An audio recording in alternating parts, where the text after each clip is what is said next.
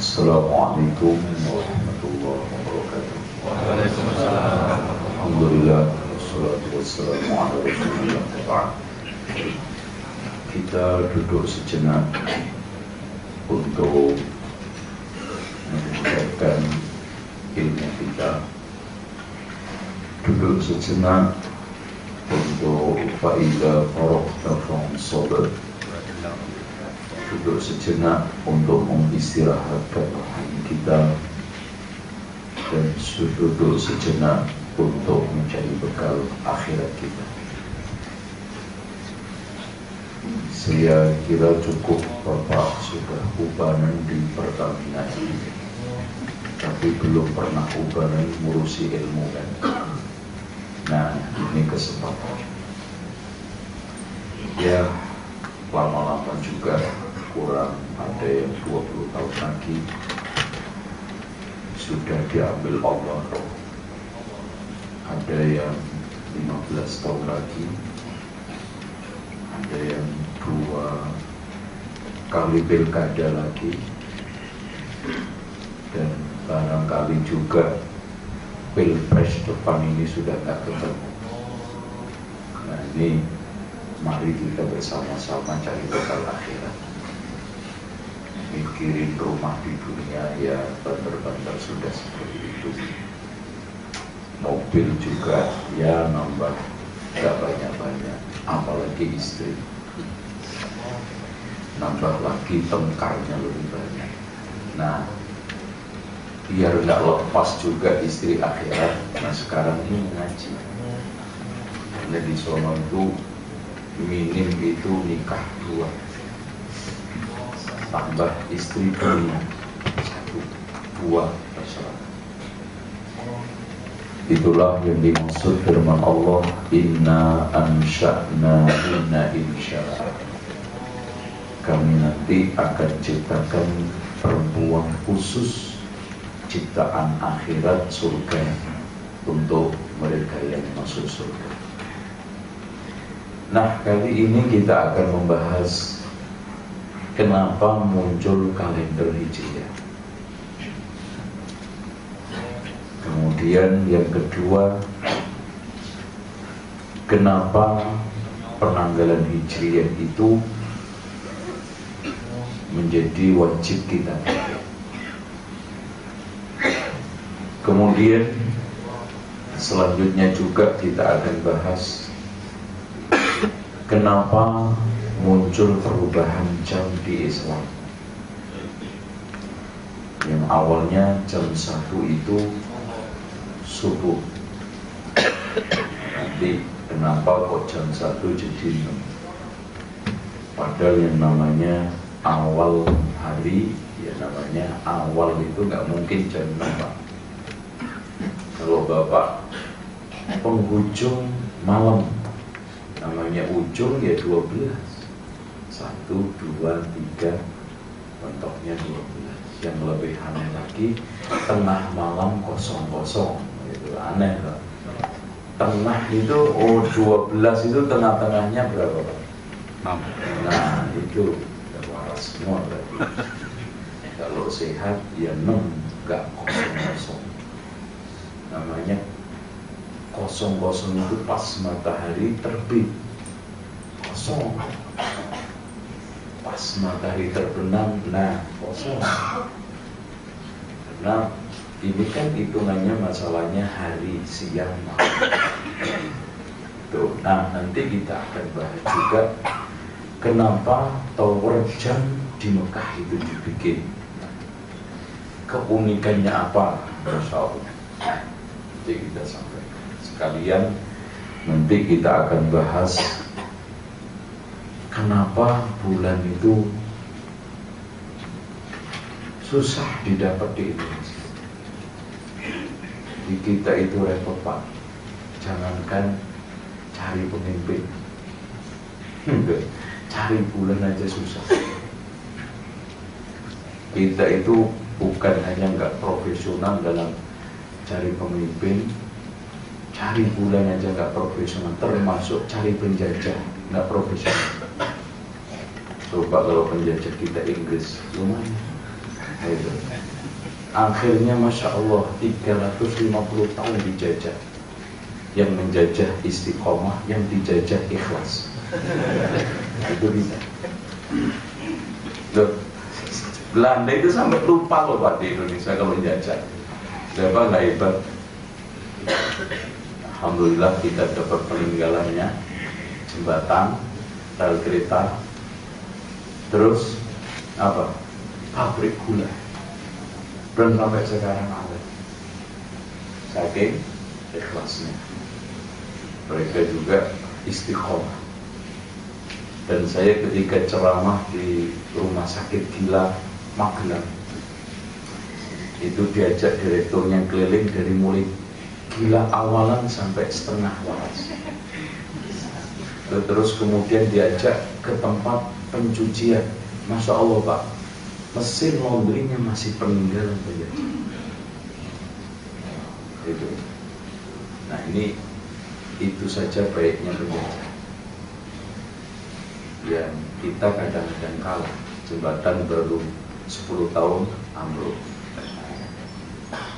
Jadi sekarang Alhamdulillah Pertamina sedang lagi maju untuk mencari sumur-sumur peninggalan Belanda yang kemarin mau difungsikan lagi sumur yang ada di Lamongan. Jadi saya dengar begitu, dan itu daerah saya. Otomatis nanti saya putra daerah. Nanti saya dorong untuk keluar minyaknya. Gitu ya. Anak khawatir bukan keluar minyak Pak, gitu ya. Keluar lelenya, dipecat. Karena di sana itu banyakkan lele. Sumur di bor itu bukan keluar minyak, keluar lele. Nah itu nanti mudah-mudahan benar-benar minyaknya keluar. Nah, Bapak sekalian, hijrah. Kenapa kalender Islam itu dinamakan Hijriah? Sebetulnya nggak ada kaitannya Muharram dengan hijrahnya Rasul, loh kan? Aneh ya? Karena ulama ahli sejarah sepakat Rasul itu hijrah bulan Rabiul Awal. Karena dalam kehidupan Rasul itu ada perkara besar terjadi selalu bulan Rabiul Awal, dan ajaibnya Pak selalu hari Senin. Contoh, lahirnya Rasul Rabiul Awal harinya Senin. Nah, wafatnya Rasul Rabiul Awal harinya Senin. Isra Mi'rajnya Rasul harinya Senin, bulan Rabiul Awal juga. Oh, dari sini mulai terkoreksi. Isra Mi'raj yang diperingatin orang Islam seluruh Indonesia bulan Rajab itu enggak tepat. Karena gini Pak, anehnya yang menyatakan Isra Mi'rajnya Rasulullah bulan Rabiul Awal itu semuanya ulama Syafi'i. Indonesia itu rata-rata Syafi'iyah. Aneh. Kok tidak, apa istilahnya Pak? Antara tokohnya dengan pengikutnya nggak sinkron ya? Nggak, apa itu namanya Pak? Nggak konsisten. Kenapa? Bahkan ketika ini ceramah saya sampaikan di Departemen Luar Negeri, maksudnya kantor Kemenlu. Ada yang habis taklim nemui saya, Pak Ustadz, berani nggak saya temukan dengan MUI sama Depak untuk mempertahankan argumentasi? Saya bilang, Pak, mbahnya MUI aja siap. Kenapa? Ilmu itu satu, nggak mungkin kitab itu aneh-aneh. Lalu sejarah itu nggak bisa dibawa. Bapak bisa merubah sejarah Bawi, sejarahnya Nabi Nuh, diganti namanya Parti. Bisa. Wah, ada Nabi Parti yang diutus oleh Rasulullah 950. Enggak, sejarah sudah final. Tinggal kita itu mau mengulas lagi sebagai ibroh enggak. Ini juga sejarah. Yang mengatakan nggak tanggung-tanggung Pak, Imam Nawawi di dalam kitab Syarah Sahih Muslimnya. Imam Ibnu Hajar Al-Asqalani di dalam kitab Tabhinul Ajab. Yang lebih keras lagi, Imam Abu Syama mengatakan bahwa Isra Mi'raj yang dinyatakan terjadi bulan Rabiul Rajab adalah guliran tukang dongeng yang mendongeng dengan riwayat-riwayat palsu dari masjid ke masjid. Masya Allah. Nah, termasuk yang terjadi dengan Rabiul Awal adalah hijrahnya Rasul. Masya Allah Pak, keluar dari rumah kan dikepung sama orang-orang kufar Quraisy itu Jumat malam Sabtu. Terus kemudian setelah itu Rasulullah diperintahkan untuk menabur debu sambil mengatakan waja'alna min baini aydihim saddan wa min khalfihim saddan faghshaynahum fahum la yubsirun. Ini mukjizat, nggak bisa ditiru. Ada yang pakai ilmu sirap akhirnya supaya naik bus nggak bayar, baca ini juga. Baca waja'alna min baini aydihim saddan wa min khalfihim saddan faghshaynahum fahum la yubsirun 41 kali nggak napas. Nanti nggak bayar Pak. Jadi katanya kondekturnya nggak melihat gitu. Nah yang soheh nggak bayar kenapa? Karena apa? Karena pingsan. Baca waja'alna min baini aydihim saddan 41 kali nggak napas ya kelenger. Katanya kondektur, Pak, rumah sakit Pak, sudah bayar nggak apa-apa, kasihan pingsan kok. Ini memang banyak. Bahkan fungsi Quran di Indonesia itu 6 lah. 1 untuk sumpah jabatan. Terus itu korupsi ya. Akhirnya kualat sama Quran. Yang aneh Pak, Qurannya dikorupsi. Masya Allah, hebat ini. Ya, sejelek-jeleknya orang Hindu nggak ada yang korupsi kitab Weda dicetak. Ini hebat. Kayaknya kalau bisa ini di cloning manusia. Yang kedua untuk nunggu kotak kondangan supaya nggak dicuri tuyul. Itu biasanya Quran diletakin di atas kotak itu. Nah itu. Yang ketiga untuk musabaqah tilawatul Quran, itu pun hanya ajang kontes suara. Ketika sang korek nggak punya kerjaan, kok nggak laku, akhirnya Pak pindah profesi menjadi penyanyi dangdut. Ada karena ajang kontes. Ketiga tadi, kelima untuk apa? Cari ilmu-ilmu mistik. Contoh supaya bisa melet janda, baca wa id qala yusufu li abihi ya abati inni ra'aitu ahada asyara. Ketika sampai li sajidin dibaca 70 kali nggak napas sambil batin jandanya. Li sajidin nanti dia datang sama bapaknya. Mengobrol ente ganggu anak saya, kurang ajar gitu. Itu yang datang bukan cembrindil tertarik kan gitu. Iya karena Pak untuk kepentingan mahal. Dan yang ketujuh untuk kematian. Malah ini yang menonjol. Seumur-umur ketika hidup nggak kenal Quran, ketika mati nabrak cari Quran. Nah itu aktifnya orang Indonesia. Kembali lagi ke masalah Hijriah. Berarti kenapa ada pengkaitan Muharram dengan Hijriah? Ceritanya begini Pak. Seluruh umat ini sebetulnya awalnya penanggalan itu pakai Qamariyah. Bahkan Syamsiyah itu terjadi pada zaman Betlemus. Dan ketika itu rajanya adalah Herodos yang menciptakan berbagai macam penyimpangan agama, termasuk distorsi Taurat Injil. Ya, kalau kita cerita Herodos ini panjang ya, kita putuskan dan nanti kalau mau cerita lebih panjang lebar kita umroh Aqsa. Nah, di sono bagaimana terjadi penyimpangan itu. Nah, akhirnya Pak Betlemus menciptakanlah ilmu hisab. Nah sejak itulah ilmu hisab yang dasarnya penanggalan Syamsiyah dijadikan sebagai pedoman agama. Makanya sejak itulah bid'ah hisab masuk ke Yahudi Nasrani. Nah itu.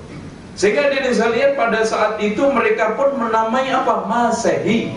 Karena dinisbatkan kepada Isa Al-Masih. Nah ketemu sekarang.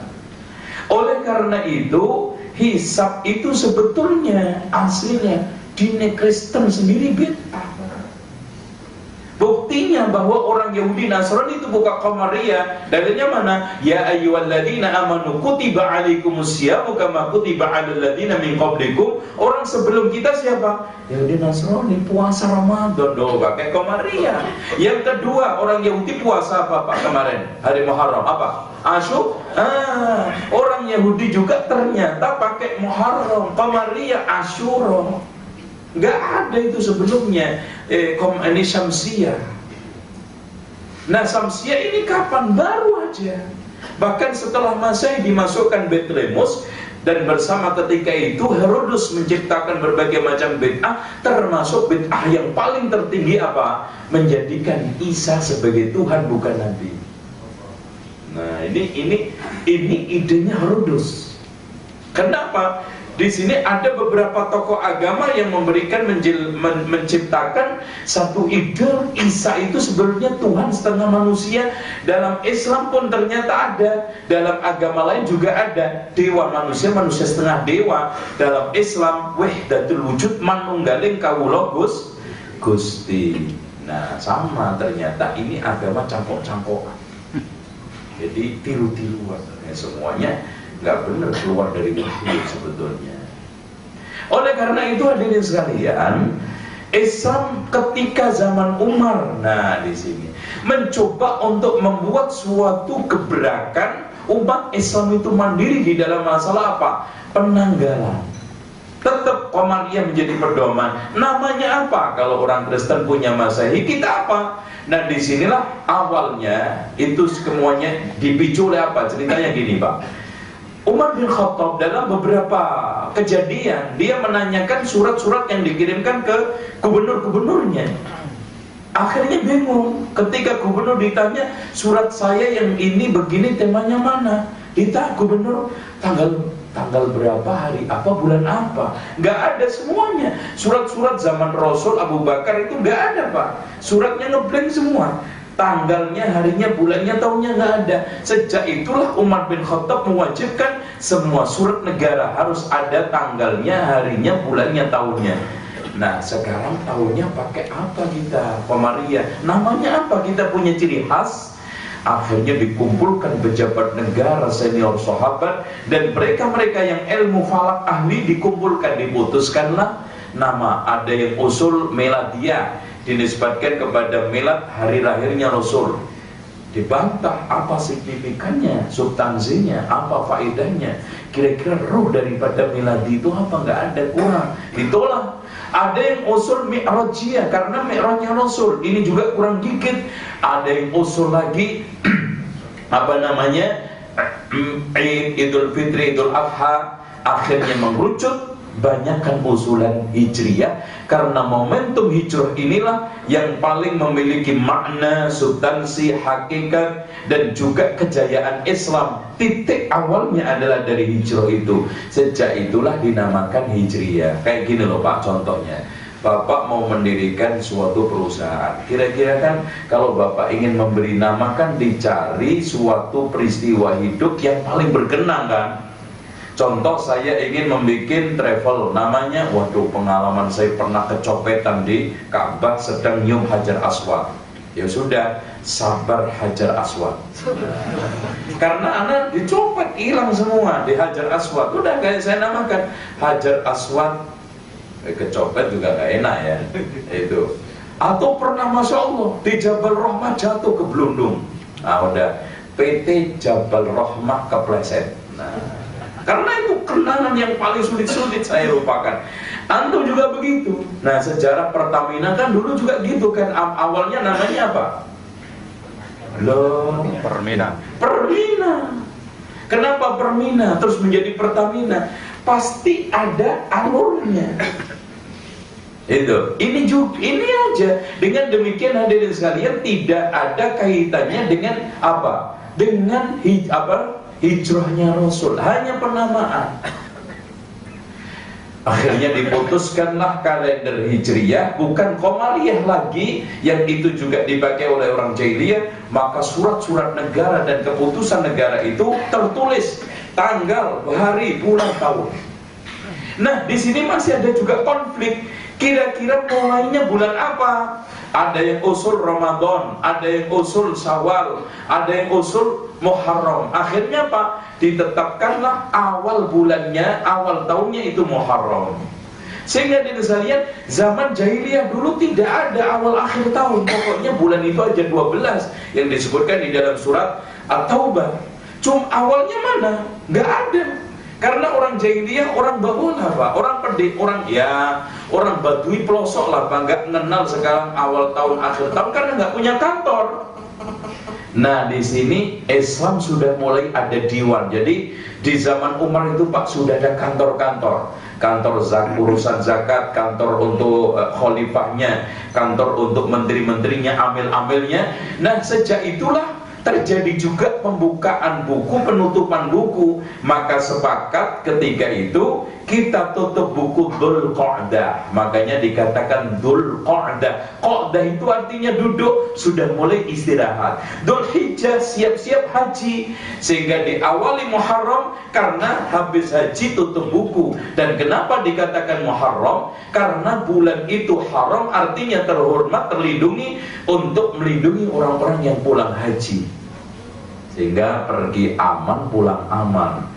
Sebelum pergi haji Pak, tutup buku. Makanya setelah Ramadan hampir vakum, Syawal juga tidak terlalu banyak kerjaan. Sehingga dari Syawal, Dzulqa'dah itu sudah mulai tutup buku dan pergi haji. Apalagi zaman dulu haji tidak seperti sekarang Pak, butuh 2 bulan, 1 bulan. Sehingga persiapannya itu sejak Syawal. Makanya bulan-bulan haji itu apa aja Pak? Dalam Islam ditetapkan.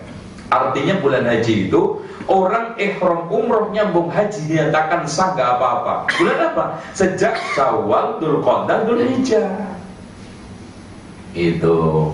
Sehingga tutup buku sejak Syawal, Ramadan digunakan fokus untuk mengejar keutamaan Ramadan. Syawal tutup buku, semua gubernur-gubernur laporan, dan di bawahnya gubernur juga laporan ke khalifah. Sampai tutup akhirnya semua khalifah, gubernur, menteri pergi haji. Nah nanti pulang Muharram buka lagi, itu saja. Dengan demikian tidak ada sesuatu yang kita ingin tekankan di sini kecuali bagaimana umat Islam itu antusias menggunakan kalender. Nah di sini Pak, saya ingin sarankan, syukur-syukur Pertamina bisa nih Pak, kita gaji pakai kalender Hijriah. Pertama Pak, tanggalannya nggak pernah ada 31. Wah gajinya cepet. Kita itu dizolimi oleh Masehi tiap bulan Pak. Itu minimal 4 sampai 5 hari nggak digaji. Kalau pakai Islam. Ya tanggal 31 itu kan kita hampir nggak digaji. Itu, iya. Hitungannya 30. Kita padahal kerja. Kalau di Islam hadirin sekalian, makanya Ashabul Kahfi itu kenapa disebutkan di dalam surat Al-Kahfi, tinggal di gua 300 lebih 9 tahun, 300 menurut Masehi, lebih menurut Hijriah. Kalau dibandingkan Masehi dengan Hijriah Pak, per 300 tahun itu ada 9 tahun kita dinyatakan kalau seandainya Bapak kerja 300 tahun, umurnya kayak Nabi Nuh. Umpama ini Pak, itu 9 tahun nggak digaji. Dan kebanyakan tanggalan Islam itu enak, banyaknya 29, Masya Allah. Saya itu pernah pengalaman kerja di Saudi itu Pak, kawan baru gajian lagi, cepet. Masya Allah, cepet banget. Apalagi 29 itu lebih banyak di tanggalan Islam. Plus antum juga nginget-nginget ibadah, wah ini Ayyamul Bid, enak. Dan antum 13, 14, 15 itu persiapan juga, terutama kaum temperamental, sering kumatnya tanggal itu. Kenapa Pak? Karena air laut pasang. Makanya diadakan penelitian, orang kafir lagi yang mengadakan penelitian di Universitas Miami Amerika, ditemukan dengan akurat kenapa pada tanggal 13, 14, 15 itu orang-orang emosional, temperamental dan pecandu-pecandu khamr dan juga narkoba itu kumat karena pengaruh gravitasi bumi. Jangankan darah manusia, laut aja pasang. Masya Allah. Habis itu tanggal istirahat sehari dulu kan, yang namanya pemulihan, 17, 19, 21 dibekam. Masya Allah. Tanggal 22-nya dibekep sama suami istrinya. Nah, itu mantap. Dengan demikian diriskan sehat kita. Nanti kalau zakat, ngeluarin zakat, Pak, zakat itu pedomannya juga hijriyah. Jangan nanti ngeluarin zakat pakai Juli-Juli, nggak ketemu. Nah, Senin Kemis juga enak, awal Ramadan, akhir Ramadan. Ini makanya kalau nggak bisa di perusahaan ini, minimal antum punya perusahaan kecil, entah warung kayak, apalagi punya perusahaan yang kelola sendiri, gaji karyawannya pakai standar Omari. Ini hijriyah. Udah mulai. Sekolah saya nggak bisa, ada karena apa? Karena terbelit oleh teknis, karena rata-rata wali murid punya uangnya standar Masehi, sehingga kalau saya terapkan hijriyah nombok terus. Ya kan, belum bayar sudah baik ini, kan nombok nanti. Nalangin dulu repot. Tapi kalau antum tidak, subhanallah, dan itu syiar. Nah, sekalian kita sekarang kejam. Bapak kalau umroh, ini saya kasih contoh ini. Kalau bapak ke Masjid Nabawi, ini Masjid Nabawi itu ngadepnya kemana, Pak? Kiblatnya kemana? Jelas kiblat. Pinter banget. Ini murid saya itu. Sama saja. Kalau Syawal tanggal berapa, Pak? Pasti 1. Gitu. Pak, hari rayanya kapan? Tanggal 1. Ini sama. Nah, hadirin sekalian, ngadep ke utara. Kalau Bapak mau ke pintu Babus Salam, itu kan masuk masjid, keluar dulu. Nah, sebelum keluar Bapak masuk ke kiri. Di situ ada jam standar Islam yang masih dipertahankan. Maghrib itu jam 1. Sebetulnya ini masalah kebiasaan aja. Antum coba biasakan, Mas. Dan nanti ketemu jam 6 ya, pada zuhur makan siang. Loh, Mas, makan siang kok jam 6? Pelan-pelan. Nanti lambat-lambat. Contoh, Pak, kalau Bapak mau Idul Fitri, mulainya kapan rame-rame tanggalnya? Mulai hari kapan? Maghrib. Jam 1 dinyatakan maghrib masuk hari. Jadi nanti kalau antum bagi tengah, namanya 1 sampai 12, tengahnya berapa, Pak? 6. Dan Bapak nanti kalau menganalisa sepertiga malam pertama, berarti tinggal 1, 2, 3, 4. Dibagi 3 aja. Sepertiga kedua 5, 6, 7, 8. Sepertiga terakhir kan gitu, malaikat turun. Ini Allah itu turun dan menantang siapa yang minta ampun saya ampuni. Tinggal 9, 10, 11, 12. Tengahnya mana? Ya namanya aja tengah hari, Pak. Ya harusnya tengah jam 12, bukan sekarang kosong-kosong. Ini sebetulnya korban gengsi, Pak. Orang Eropa sejak Perang Dunia Kedua banyak tidak mau pakai kebenaran Islam hanya karena gengsi. Contoh bekal, mereka orang Eropa sampai sekarang masih pakai lintah, nggak mau pakai. Orang Cina lebih gentle, mengakui pakai sedot apa itu kok. Padahal lebih efektif kok daripada lintah. Lintah kalau ditinggal dukunnya masuk, nggak bisa ditarik. Akhirnya apa? Pantatnya kena, masuk kepala, repot, nggak maksimal. Terus yang kedua, gengsi peta, Pak. Kalau Bapak melihat peta yang dibikin oleh salah seorang sarjana, ya, Eropa, yang dibikin 400 tahun Masehi. Itu Masya Allah, Indonesia belum ada, sudah ada. Sumatera itu disebut Barus, tidak lain adalah Medan. Dan Medan itu terkenal sebelum Islam Rasulullah diutus karena kafurnya. Makanya Bapak Ibu Bapak sekalian kalau nyebut kafur apa? Selalu Barus. Bapak nggak tahu kalau Barus itu kan wilayah di mana? Loh, dikiranya Bapak namanya Barus itu kan namanya kapur kan? Sebetulnya kapur itu dulu tumbuh-tumbuhan yang wangi untuk pewangi rumah dan badan yang sangat bagus, sekaligus direkomendasikan Rasul untuk pewangian jenazah. Dan nggak mungkin itu ada di Arab. Saya jamin 100% kalau ada potong kuku saya. Ya, kalau jari ngapain di kuku saya potong. Berani saya. Saya tantang, potong kuku saya. Nggak mungkin Pak, jangankan sekarang ini kapur, sekarang tanam aja pohon yang paling bandel di Mekah mati dijamin, nggak bakal tumbuh.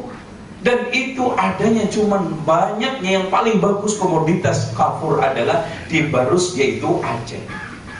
Nah, kenapa sampai di Mekah Rasul kenal? Karena memang kan Bapak sudah tahu itu di ila fi Quraisy, di ila fi Quraisy, ila fihim rihlatas sita wasoi, perdagangan orang Arab sejak zaman dahulu itu ke Yaman sama ke Syam. Kalau musim dingin ke Yaman karena Yaman panas, pilih dingin supaya stabil. Musim dingin, musim panas ke Syam karena Syam itu adem sekali, sehingga di sana juga stabil bagi orang Mekah yang tidak begitu tahan udara-udara itu, tetap stamina-nya bagus. Nah, itu yang dicari apa Pak? Ke Syam itu komoditas yang dari Asia, terutama India Timur, dan katanya Ibnu Khaldun India Timur itu Indonesia. Dan kalau menurut Ibnu Battuah, Indonesia itu dulu istilahnya Jawa Besar, yaitu Indonesia yang mencakup Kamboja, Vietnam, Thailand, Singapura, dan termasuk Malaysia sampai terakhir Papua Nugini. Itu disebut Jawa Besar. Jawa kecil, Sumatera, Jawa, Bali. Itu, dan itu penamanya yang memberi nama adalah Aji Saka. Ketika anaknya Nawasaka mengalahkan Diwoto Cengkar yang disinyalir ini adalah kerajaan raja terakhir Medang Kaulan, yang disinyalir tempatnya adalah antara Bluro sama Purwodadi, yang akhirnya pada zaman Dharmawangsa dialihkan ke daerah Klaten, sehingga jadi Mataram Hindu. Itu aja. Jadi sebelum dikatakan Jawa, kenapa? Karena Dowo. D sama J itu kan dulu ini sama Pak ya, makanya DNID. Namanya DN itu singkatan apa Pak? Nah, ini distorsi sejarah, harus tahu jas merah, jangan melupakan sejarah. Jadi DNID itu aslinya namanya Ja'far Nawawi Aidid.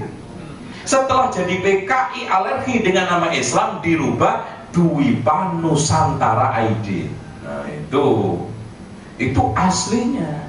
Nah, Aidid itu kan dulu anggota SI Pak, Sarekat Islam. Kemudian Sarekat Islam pecah menjadi dua, Islam ini SI putih sama SI merah. SI merah akhirnya tahun 1912 mendirikan PKI 1910 ya. Terus kemudian terjadi pecah 1912, kemudian pecah yang keduanya 1948, pecah lagi tahun 1962. Itu sebetulnya perlawanan antara mereka sendiri. Nah, SI putih akhirnya mendirikan apa?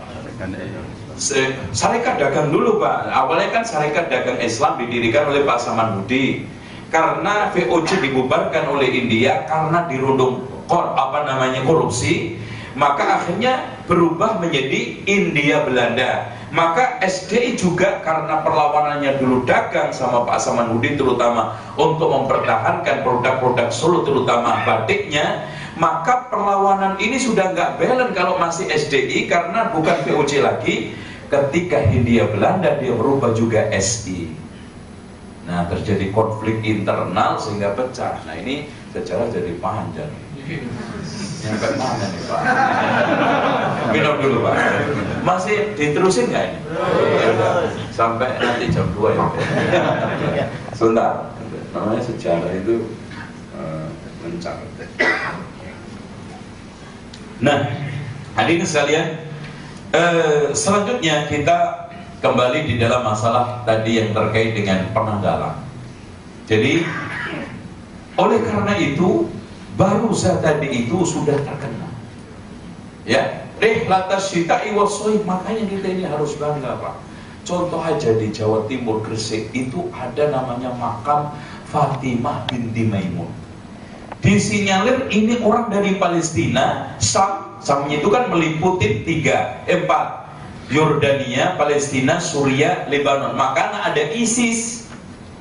ISIS itu kan singkatan dari bikinan orang-orang media yang aslinya kan Daesh Pak. Daesh itu singkatan Daulah, A Islamiyah, Ain itu Irak, Shin itu Syam. Syam itu meliputi 5, cuman di sini ada distorsi terjemah.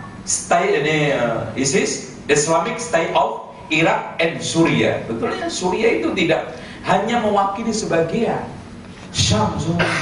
Nah, ini Fatimah binti Maimun dari sana. Buktinya Pak, pertama, nggak mungkin tahun-tahun itu ada orang Jawa punya nama keren seperti itu. Paling banter Siti Ngakmi, Suratmi, ya kan gitu. Nggak mungkin ada Fatimah binti Maimun. Wah, keren banget. Dari makamnya yang panjang itu melebihi 2 meter. Nggak mungkin orang Indonesia. Dan saya cocok kalau orang Palestina. Memang banyak orang Palestina yang 2 meter lebih, itu banyak. Dengan demikian mereka ini siapa? Mencari produk rempah-rempah ke Indonesia. Kenapa? Karena mereka itu kadang-kadang mengambilnya cuma Yaman, Syam, tapi nggak puas Pak, karena orang Arab pengen dapat murah langsung ke India, pengen murah lagi langsung ke Indonesia. Subhanallah. Sehingga carilah itu. Di antara mereka ke Lamuri, Aceh, ke Malaka, di antaranya tadi itu ke Barusa, dan sebelum mereka juga sering bertandang ke Sriwijaya. Dan kalau kita membaca bagaimana kisahnya Ibnu Battutoh yang 2 kali kunjungan ke Raja Lamuri Aceh, cerita itu sangat cukup faktual bahwa kita itu pernah jaya. Nah, nanti kelanjutannya kerajaan Majapahit zaman Hayana baru diberi nama Nusantara itu oleh baru Indonesia itu punya nama Nusantara oleh ini Gajah Mada sama Hayam Wuruk. Baru namanya setelah itu adalah Indonesia. Baru kemarin Indonesia itu nama, ya, baru sangat-sangat baru.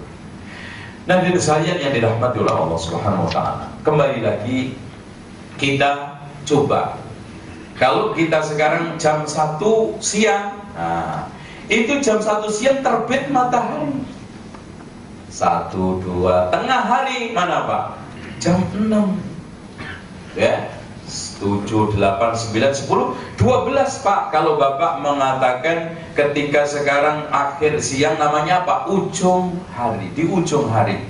Apa ujung? Ujungnya paling akhir ya 12. Nanti jam 1, 2, 3, tengahnya 12. Ini jam menurut versi. Nah, dari sini Islam akan memulai dengan ditandai Mekah membuat tower jam yang setara, bahkan lebih hebat, lebih tinggi, lebih bagus dari Greenwich. Makanya bentuknya dibikin mirip kan Pak. Kalau Bapak lihat tower Greenwich dengan Mekah sama. Dan hebatnya Pak, itu ketinggiannya tidak ngarang Pak. Masya Allah, wah terbikin tinggi sekian tingkat. Ternyata ketinggian itu dibikin sejauh mata memandang kita menginjak perbatasan Mekah. Jadi kalau Bapak belum melihat menara, belum masuk Mekah. Subhanallah, hebat. Jadi kalau Bapak sudah nginjak perbatasan Mekah, pasti ngelihat ujungnya. Kalau udah ujung, oh berarti masuk Mekah. Itu satu. Kemudian yang kedua, tower ini memiliki sinar ke atas, ya, dengan jangkauan sekian ratus meter. Tapi hebatnya Pak, nanti mentok itu membentuk seperti bola. Nah, kalau kita lihat seakan-akan sinar itu seperti ini, tidur ya, padahal itu ke atas. Hebatnya sinar itu kemana saja kita itu pergi, ngikutin kita, bola itu kayak bola. Kita dekat, ikut dekat, kita jauh, ikut jauh, sampai perbatasan Mekah baru hilang itu sinar. Seperti bulan. Kalau Bapak kemana aja kan ikut ke bulan. Jadi kita ke utara, tahu-tahu ke utara sinar itu. Jadi muter. Kok tadi kan di utara, kok ikut saya lagi? Saking tingginya. Seperti bulan. Nah itu ketika kita jalan terus, ikut menjauh sama kita. Jadi seakan-akan kalau kita lihat sinar itu mendek, manjang. Nah baru berhenti ketika kita sudah berada di perbatasan Mekah. Nah ini nanti akan digunakan jam jam 1 maghrib, jam 1 pagi. Nah nanti kerja itu masuk jam 3. Oh Pak, Bapak kalau melihat nomor-nomor muda, lebih semangatan yang tua apa yang muda? Antrian sekarang. Sekarang antrian dapat nomor muda, seneng. Alhamdulillah, Masya Allah. Makanya nilai cocok kalau kita itu jam 1 semangat pergi kerja, jam 1, jam 2, jam 3. Tapi kalau aduh jam 6 ya lemas, jam 8 lemas. Jadi semua yang nomor tua itu nggak enak kecuali istri. Itu nggak ada yang ketawa nih, kurang ajar. Yang enak nomor berapa? Kurang ajar.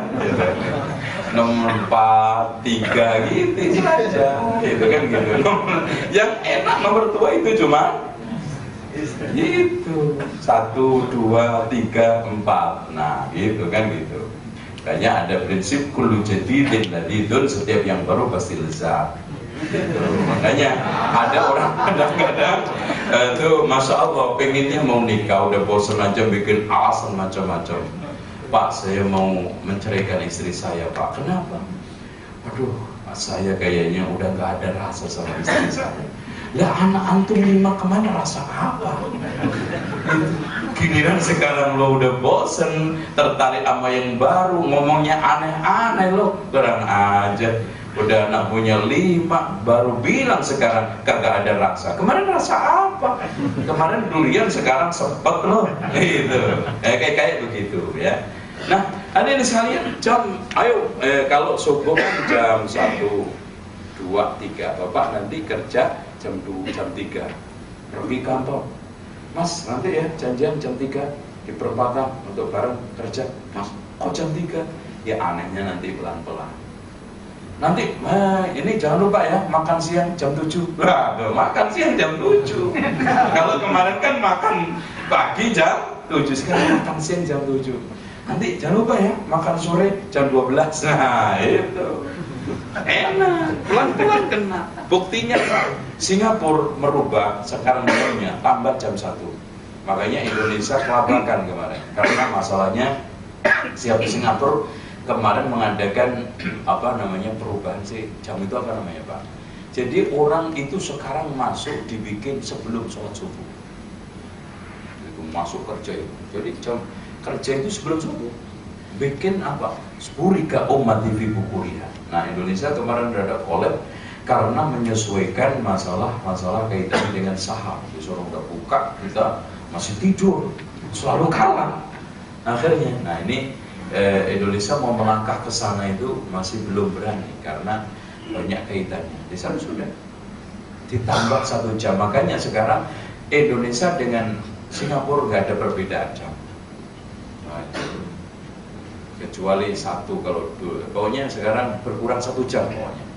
Nah, kita juga akhirnya nanti gampang, pelan-pelan terbiasa, ya. Sekali nak bilang, Mas nanti jangan lupa ya ngantor masuk jam 3. Loh, jam 3 Pak? Ya jam 3 pagi. Kita kan masih tahajud Pak. Itu dulu.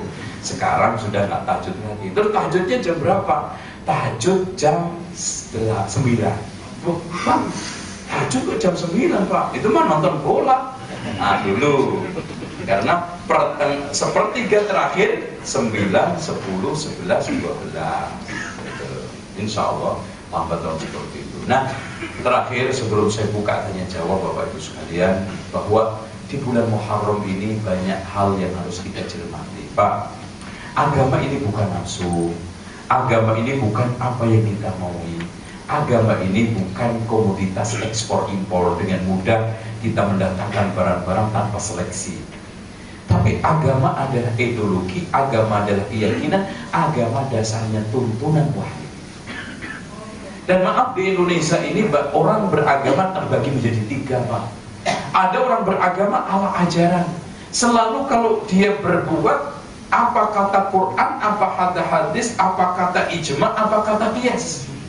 Yang kedua beragama ala turunan.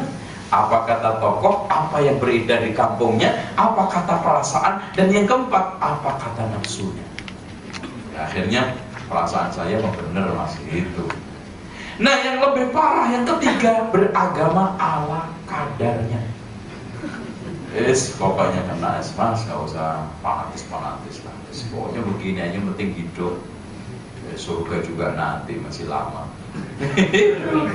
Terus Pak gimana? Ya malaikat juga nggak keren-keren banget mas. Allah juga maha pengasih, maha lagi maha penyayang. Masuk kayak begini aja juga dimasukin neraka. Gitu. Jadi udah, terus gimana Pak? Ya puasa Ramadan itu nggak usah banyak banget. Katanya Ustadz itu kan satu kebaikan dilipatkan 10. Ya berarti kalau 3 kali 10 ya nutup loh mas. Terus gimana Pak? Ya dibuka aja awal, tengah, akhir kali 10 lengkap. Yang penting kan THR-nya toh Pak. Terus hajinya gimana Pak? Nah haji itu kan tanda hatamnya ini agama. Kalau sudah haji lulus, terus ya nggak sholat, lulus ya. Pernah ketemu sama orang Jawa Timur, bilang aja. Gitu, Pak, Bapak haji nggak sholat, nggak lulus mas, gitu kan gitu. Lulus gimana sih Pak? Lah kan rukun Islam ada 5. Kalau kuliah tamat, masuk kuliah terus. Itu kan apalagi Bapak, saya itu di Mekah. Satu sholat aja 100.000. Coba kaliin Pak, 40 hari. Coba, itu gue bagi aja Pak sama tetangga, habis. Nih, apalagi untuk gue. Itu, habis itu gimana Pak? Ya udah, kurang sholatku. Lebih. Akhirnya bener Pak, nggak sholat. Nah ini gaya-gaya orang Islam ala kadarnya. Jadi akhirnya gerubyuk ikut-ikutan, kata orang Jawa rubuh-rubuh gedang. Dibacok satu, jatuh semua. Lah kalau nanti ngomongnya pinter, kata orang juga filsafatnya gedang, kedah wong pakel, ngomong gampang nglakoni angel. Gitu. Ini filsafat, filosofi ini orang Jawa. Seperti itu. Nah ini orang-orang seperti ini Pak, nyusahin. Karena wilayahnya selalu abu-abu. Mendingan ngadepin orang turunan loh Pak. Punya prinsip, maksudnya prinsip sesat lumayan kan. Kalau dialog juga lumayan Pak sama orang ini. Kena. Kalau yang ketiga ini Pak, kadang-kadang susah. Diberitahu kayak nerima. Habis itu 0%. Nggak nyangkut Pak. Gimana? Ya Mas itu kan menurut kamu. Jadi jawabnya santai banget. Nah kelas ini nih banyak mayoritas silent. Nah ini sekalian, dalam praktek Muharram ini banyak acara-acara. Ada yang satu gerbek Solo. Di Solo itu ngarak Kiai Slamet. Kiai paling goblok seluruh dunia. Dia gimana nggak goblok kebok? Itu coba suruh sekolah kayak apapun nggak bakal pinter. Itu iya Kiai Slamet. Tapi anehnya Pak, saya pernah kesana ngunjung, saya sengaja. Saya kunjungin pesantrennya, ada ternyata Alkit pesantrennya namanya, alun-alun kidul. Itu ini sing pesantren Alkit. Anak juga kaget dia kata, Pak mau kemana? Ke Alkit. Kalau Kiai Slamet sono Pak di Alkit. Alkit apa Mas? Ya alun-alun kidul. Warna kira pesantren. Oh singkatannya kan al, gitu kan gitu biasanya apa gitu kan al itu kan Arab. Ternyata Alkit. Saya temui ada di sana di tengah-tengah itu pohon beringin Pak. Subhanallah, pohon beringin itu gede tua, dalamnya ada orang. Warna suruh keluar. Karena itu saya bawa wartawan dari Timur Tengah karena untuk meliput kesyirikan di Indonesia dan khurafat aneh-aneh itu. Saya bawain semua termasuk ada acara sekaten, kan ada gong laki, gong perempuan itu saya ajak ke sana semua. Keliling sampai akhirnya mentok, capek saya pisah. Itu kesana. Saya wawancari Pak, Bapak namanya siapa? Slamet. Duh, terus bedanya apa Pak? Ini kebo Slamet, Bapak ya Slamet. Loh Pak, double dong Pak. Ya begini Pak maksudnya. Ini dulu yang membala kebo ini mbah-mbah saya namanya Slamet. Itu ceritanya. Nah akhirnya mbah saya yang turun canggah namanya nggak keberapa itu memberikan satu ikrar kepada kerajaan Mangkunegara sama kebunnya pokoknya sampai kapanpun yang merawat ini adalah anak cucu saya dan semua namanya harus selamat. Gitu. Oh, terus bapak tinggal di mana? Ini di dalam. Ya Allah, Pak, nggak masuk angin Pak. Loh, dijaga oleh Kiai Slamet. Loh, namanya aja Slamet Pak, katanya gitu. Oh gitu Pak. Jadi pohon beringin itu dalamnya itu lubang Pak, terus hanya ada akar-akar itu jadi ngebentuk, terus dikasih tikar aja tidurnya di situ. Dan masya Allah hebatnya, bapak punya anak istri nggak punya. Saya khusus mengabdi di sini oleh keraton Pak. Ini pengabdian saya, subhanallah. Terus kebunnya mana Pak? Itu sebelah sono. Ya, kita lihat Pak, kita syuting.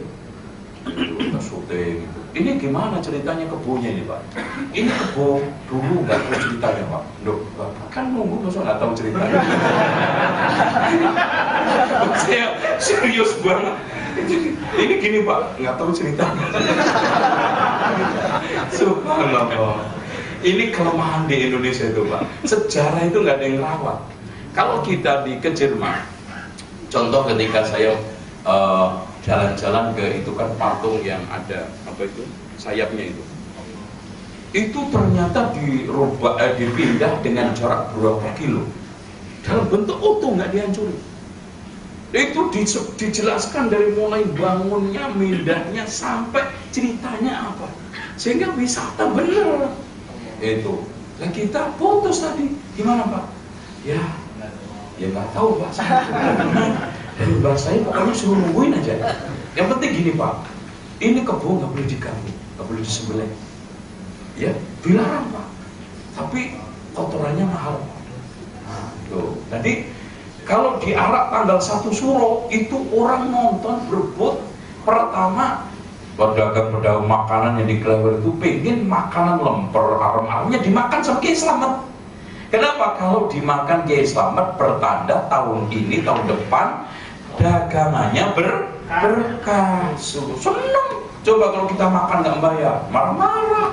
Loh, hormatan Kiai Slamet daripada kita. Dan itu Pak namanya kebuah puluhan Pak. Itu kalau nyebrang jalan nunggu supaya Kiai Slamet itu lewat sampai berkilo-kilo antri macet. Ada apa Pak? Ini Kiai Slamet lagi lewat. Itu Pak, ya namanya kebo tuh jalannya subhanallah. Itu kita tunggu setengah jam, itu yang lewat baru 6. Masya Allah. Terus nanti mereka jajar untuk nungguin apa? Nungguin Kiai Slamet itu ini mahal. Direbut. Nanti ada yang ambil buat untuk campuran pupuk supaya padinya berkah, padinya tumbuh subur. Ada digunakan untuk menyembuhkan jerawat muka. Ada digunakan untuk penglaris, dicolek sesendok teh untuk campuran mie ayam mie bakso. Atau kan nggak tahu, yang penting kaedahnya nggak tahu. Yang isinya kan yang penting panas, gurih, sedap. Bahkan tahu kalau yang bikin sedap itu kata dalam, nggak tahu. Jimat itu saya itu sudah sejak tahun SMA itu praktek dukun Pak. Makanya saya itu tulis buku Dukun Sakti Berkedok Wali karena pernyataan tobat saya. Jimat itu Masya Allah, coba bayangkan kemarin dapat konsultan, ada yang konsultasi. Itu suaminya dipelet pakai seorang perempuan itu diminumin darah haid. Itu dijabah-jabih. Jabat-jabi itu kan mantra, jabat-jabi itu tergantung kode jin kesepakatan dengan jin. Ini manusianya. Nggak selalu ada bacaan tertentu, tergantung. Kita jabat-jabu, kita tumone asu. Kalau mantra untuk nunggu burung katanya kuntul biru balangan watu maburo. Pasti mabur. Kontul biru balangan batu maburo. Itu maburo gitu. Anak kita Arab ternyata maburo gitu. Jadi ternyata mabur gitu. Kayak ada orang yang kan rame-rame ISIS tuh Pak. Waduh, ada teman saya yang katoin cingkrang. Langsung Mas ISIS ya? Ya iyalah mas. Garing. Waduh cingkrang nggak ISIS. Itu kan ISIS itu kan apa? Garing. Sembilir kan gitu. Sama ini kan gitu. ISIS itu. Nah itu. Nanti bisa lihat. Coba bayangkan. Daging yang halal jadi haram. Apalagi nih sebentar lagi ada gerbek Yakowi. Oh ini lebih panjang lagi Yakowi ini. Insya Allah mentok jam 12 lah. Pokoknya nggak ada tanya jawab. Ya biar tuntas. Nah nanti saya usulin, maksud saya ini biar peningkatan jamaah Pak. Jadi kalau tanya jawab siapa yang nanya kasih dia buku. Kayak di GSTC itu saya ada buku ya, ada dibaca nanti kasih buku hadiah yang nanya tentang keluarga. Kalau jantan nikahi aku. Ada begitu. Ada kalau jantan ceraikan aku. Ada punya. Ada kalau jantan nikahi aku. Itu macam-macam. Nah, ini ada di sekalian gerbek Yakowi. Itu ceritanya Pandanaran. Adalah Adipati Semarang yang disinyalir muridnya Sunan Kalijogo yang sudah balelo belenjani janji sudah keluar dari ular-ular ajarannya Sunan Kalijogo. Ceritanya gitu. Akhirnya apa? Sunan Kalijogo tidak mau begitu saja menilai tanpa bukti, maka datanglah menjelma orang jualan rumput dengan bentuk yang sangat wah jelek. Akhirnya bener dibawa ke Daikaka di Paten, diusir sama Pandana. Wah, orang ngapok begini mlebu nang Kadipaten, usir. Ngapain bawa rumput ke sini? Oh, katanya Sunan Kalijogo ini benar-benar Pandanaran ini sudah mulai sombong, angkuh dengan kekuasaan dan harta. Akhirnya diuji lagi yang kedua. Ternyata malah sadis. Akhirnya yang ketiganya Sunan Kalijogo menunjukkan bentuk asli. Ini menurut cerita, ini soal bener nggak nomor sekian nanti. Itu namanya ya cerita sakcrit, kadang nyoto, kadang juga nggak nyoto, namanya cerita. Itu kan sakcrit, nyoto kecil. Itu. Nah, akhirnya sungkem sujud minta maaf sama Sunan Kalijogo. Pengen tetap diakui jadi muridnya. Akhirnya Sunan Kalijogo mensyaratkan ini Pandanaran, kalau kamu tetap kalau kamu pengen tetap jadi murid saya, syaratnya tobat. Tinggalkan yang bikin kamu sekarang ini sombong angkuh apa? Keduniaan, kadipaten dan seluruh pernek-pernek. Terus kemana Mbak Tuan Guru, Mbak Sunan Kalijogo? Sekarang kamu pindah ke Jatianom, Klaten. Sono dirikan pesantren. Udah setelah nyampe di sana, dalam perjalanan Pandanaran sebetulnya istrinya tidak boleh ikut. Akhirnya boleh, tapi nggak boleh bawa kekayaan. Ternyata curi-curi namanya perempuan nggak tahan dengan perhiasan, mas-masannya dibawa. Kemudian diletakkannya supaya nggak ketahuan Pandanaran di dalam tungkap bambunya. Di situ mas-masannya, berliannya dimasukin. Walhasil di tengah jalan mau dirampok orang 3. Dikejar karena istrinya Pandanaran agak terlambat jalannya, suaminya di depan. Akhirnya apa? Awalnya tidak mau merampok istrinya, ternyata tungkapnya tutupnya copot, maka berjatuhanlah emas. Akhirnya perampok 3 itu maunya ngejar orang lain, ngejar istrinya Pandanaran. Akhirnya apa? Teriak-teriak istrinya, "Mas, tolong mas, ini ada orang salah 3, orang yang salah 3, ini ngejar saya mau merampok." Tempat itu akhirnya dinamai Salah 3. Ini namanya cok kali cok, digali-gali cocok. Nah itu nanti benernya nanti nomor sekian nanti. Akhirnya setelah nyampe di sana hadirin sekalian disuruh bertapa. Akhirnya tapa, Sunan Kalijogo lupa kalau punya murid lagi tapa 3 tahun baru ingat. Masya Allah. Akhirnya apa? Didatangi ke di Jatianom, ternyata hutannya penuh dengan ilalang dan rumput tinggi-tinggi. Nyari Pandanaran nggak ketemu. Ini di mana bocah cilik ini? Akhirnya apa? Jalan pintas karena nyari susah dibakar ilalang. Ditemukan Pandanaran lagi sujud gosong Pak, tapi masih hidup. Hebatnya sejak itu Pandanaran dikasih titel Sunan Geseng karena gosong. Itu ini. Setelah itu dinamai nama-namanya Kiai Sunan Jati Anom. Setelah dia mendirikan pesantren, datanglah Sunan Gribik. Pada saat itu karena pesantrennya tidak ada air, maka tongkatnya Sunan Gribik ditancapkan, langsung keluar mata air. Wah, dia mengendalikan terus. Akhirnya Klaten, Jati Anom sekitarnya kena bagebluk alias penyakit merajalela seperti Ebola sekarang umpamanya gitu loh Pak.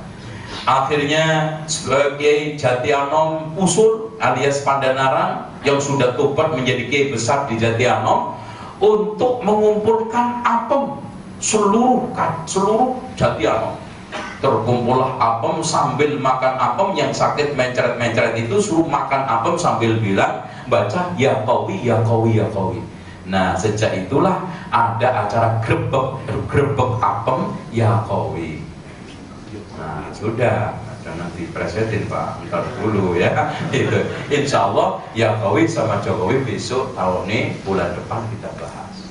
Insya Allah ini Bapak yang bikin loh ya. Insya Allah cukup sekian saja, dan insya Allah kita lanjutkan di kesempatan lain tentang sejarah Jawa dan yang lainnya. Subhanallah, hamdika, syadu ala ilaha illa anta, astaghfiruka wa atubu ilaik. Assalamualaikum warahmatullahi wabarakatuh.